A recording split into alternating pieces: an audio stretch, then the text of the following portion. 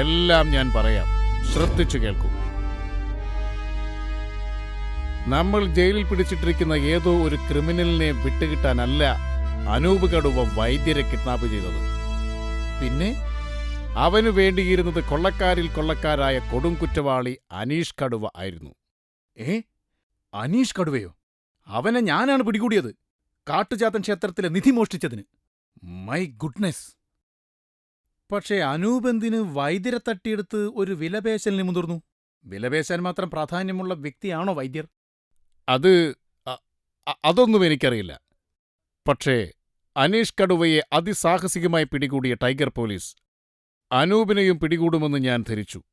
അതുകൊണ്ടാണ് ഞാൻ ടൈഗറിനെ ഈ കേസേൽപ്പിച്ചത്. എന്നാൽ സ്കോട്ട്ലൻഡിലും ഉക്രൈനിലും പരിശീലനം സിദ്ധിച്ച മഹാനായ ടൈഗറിനെ വിട്ടിച്ച് അനൂപ് കടന്നിരിക്കുന്നു. പറയൂ ടൈഗർ, നിങ്ങൾ എന്തിന് ആ നീചനെ വെറുതെ വിട്ടു? അത് അനൂപിന് ചില കാട്ടുകളരിയുടെ മുറകൾ അറിയാമായിരുന്നു. ഞാനത് മനസ്സിലാക്കിയപ്പോഴേക്കും ഞാൻ മാത്രമല്ല, ഡീമും ഉണ്ടായിരുന്നു. നിങ്ങൾക്ക് ഞാൻ ഒരവസരം കൂടെ തരാം.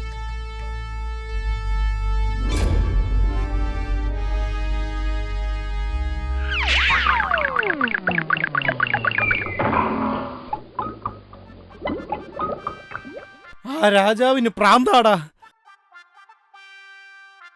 ഇനി എവിടെ പോയ അനൂപിനെ നമ്മൾ കണ്ടുപിടിക്കും? എന്റെ കാട്ടുചാത്ത! ബോസ്, ഞാൻ ഈ കേസ് ആദ്യം മുതലേ ആലോചിക്കുകയായിരുന്നു. ഇനി അതൊക്കെ ആലോചിച്ചിട്ട് എന്തിനാടോ? നമുക്ക് കിട്ടാനുള്ളത് കിട്ടി. ഇനി ആ അനൂപ് കടുവയെ പിടിച്ചു കൊടുത്തില്ലെങ്കിൽ കിട്ടാനുള്ളതിന്റെ ബാക്കി പാർസലായിട്ട് കിട്ടുകയും ചെയ്യും. ബോസ്, എന്തൊക്കെയോ ചീഞ്ഞു നാറുന്നതായി എനിക്ക് സംശയമുണ്ട്. Something is rotten in the state of Karnataka. നീ എന്താണ് ഈ പറയുന്നത്? പൂച്ചയ്ക്ക് മനസ്സിലാകുന്ന ഭാഷയിൽ പറ.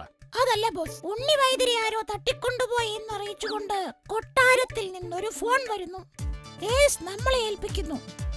അറിയാതെയാണെങ്കിലും കിഡ്നാപ്പർ ചേസ് ചെയ്ത് വൈദ്യരെ രക്ഷിക്കുന്നു. കിഡ്നാപ്പർ രക്ഷപ്പെടുന്നു. ഇത്രയുമാണല്ലോ നടന്ന കാര്യങ്ങൾ. അതിലെന്താണ് സ്വാഭാവികമായിട്ടുള്ളത്?